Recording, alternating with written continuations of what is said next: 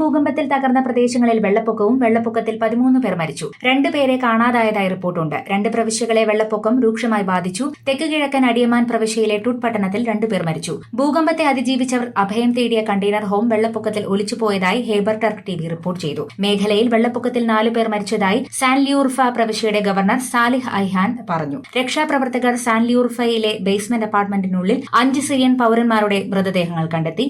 News desk വാർത്താ മലയാളം.